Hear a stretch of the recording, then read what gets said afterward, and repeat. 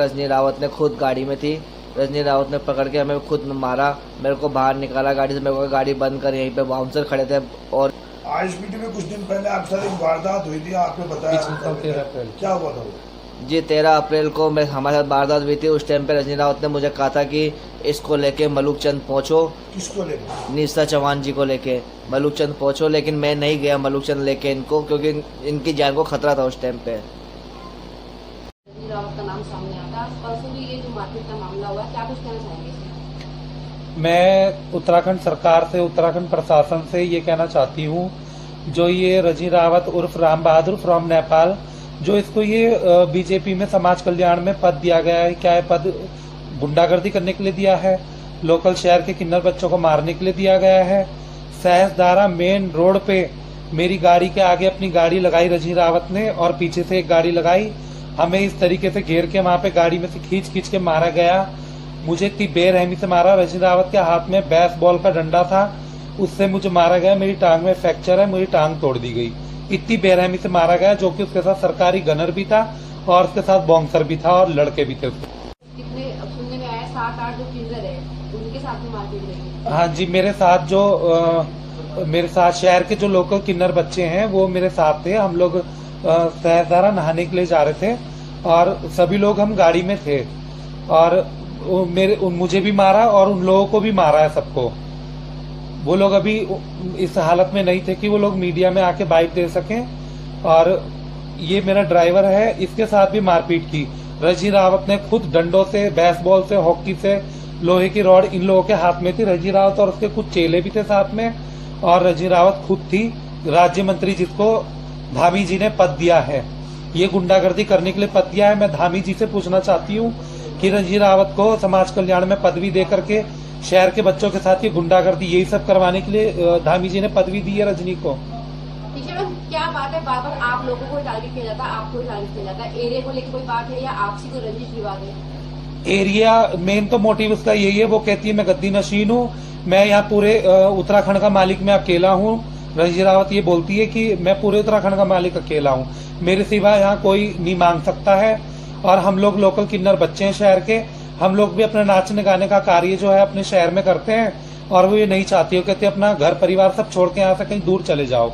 इसलिए वो खड़ी भी है और उसने जिस तरह बेरहमी से मारा है, मुझे खतरा है शहर के बच्चों को या मुझे या मेरे ड्राइवर को, कभी भी वो जान से मार सकती है, गुंडों से मरवा सकती है, क्योंकि उसने रायपुर थाने को रातों रात खरीद लिया गया। मैं खुले शब्दों में कहना चाहती हूँ, रायपुर थाने को जितने भी पुलिस प्रशासन के वहां पे कर्मचारी थे, हमारी एक बात सुनी नहीं गई।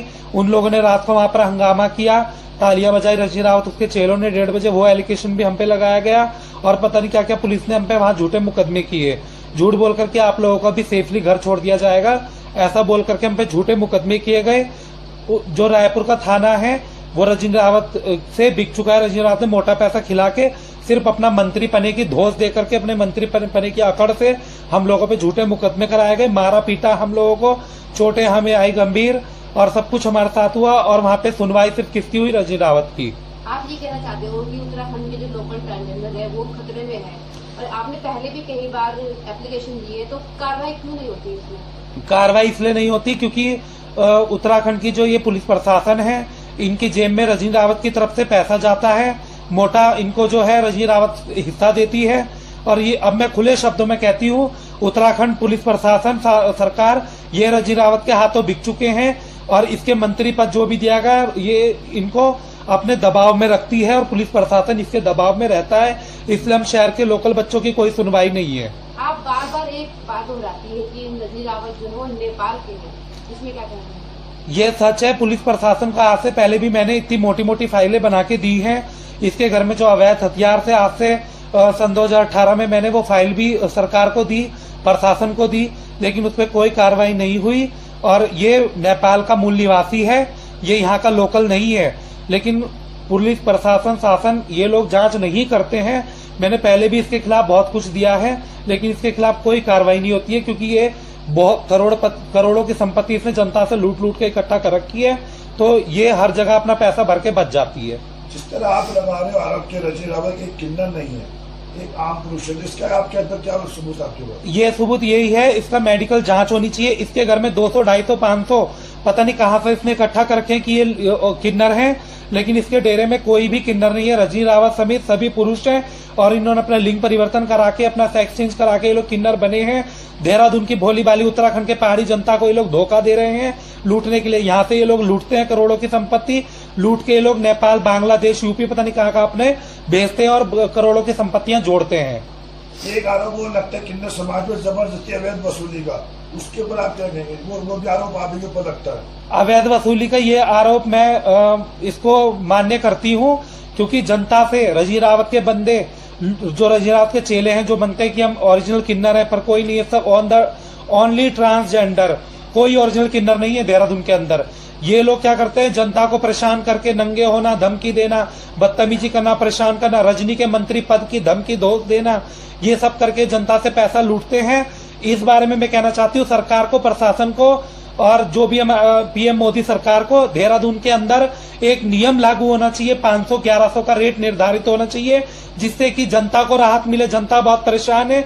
ये एलिगेशन भी रजनी घुमा फिरा करके शहर के किन्नर बच्चों पे लगाएगी, इसलिए मैं पहले ही हाथ जोड़ के विनती करके कहना चाहती हूँ 500, 1100 का रेट निर्धारित होना चाहिए किन्नरों का देहरादून उत्तर। क्या नाम है भैया आपका? मेरा नाम हितेंद्र सिंह नेगी है जी। नेगी जी, क्या हुआ आपके साथ? ये चोट लगी, क्या हुआ कल आपके साथ? कल हमारे साथ जी ये हुआ था कि IT पार्क सहजदारा के वहाँ पे हमें पकड़ा गया था। रजनी रावत ने खुद गाड़ी में थी, रजनी रावत ने पकड़ के हमें खुद मारा, मेरे को बाहर निकाला गाड़ी से, मेरे को गाड़ी बंद कर, यहीं पे बाउंसर खड़े थे और भी बाउंसर थे, उसके साथ लड़के भी थे।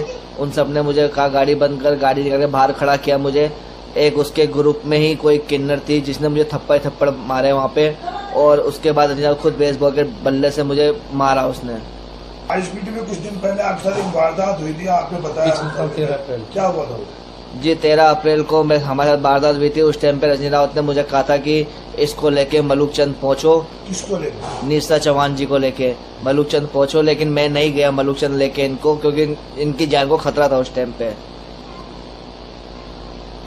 और इसी बात की वो सारी वो निकाल रही है, खुन्नस मेरे से निकाल रही है, क्योंकि मैं इनका ड्राइवर हूँ इसलिए।